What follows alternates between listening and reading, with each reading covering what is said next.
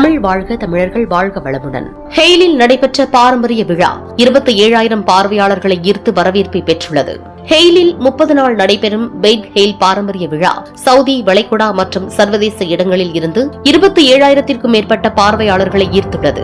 மாலை 6 மணி முதல் அதிகாலை 1 மணி வரை நடைபெறும் இந்த விழாவில் பாரம்பரிய கலை, கைவினை மற்றும் கலாச்சார நிகழ்ச்சிகள் இடம்பெற்று இளைய தலைமுறைக்கு சவுதி பாரம்பரியத்தின் சிறப்புகளை உணர்த்துகின்றன. இந்த விழா பாரம்பரிய கைவினைகளான தீய வேலைப்பாடு, சாது நெசவு, குரோஷே, கையால் நெய்யப்பட்ட ஜவுளி, நஜ்தி மற்றும் ஆலங்கட்டி கதவு தயாரித்தல், ஆடை, தம்டிக் எம்ப்ராய்டரி, மரம் மற்றும் தோல்மணிகள், நாற்கலைகள், பிசின் கலை மற்றும் சோப்பு தயாரித்தல் போன்ற 40க்கும் மேற்பட்ட செயல்பாடுகளை வழங்குகிறது. மையத்தில் ஒரு கலையரங்கம் உள்ளது.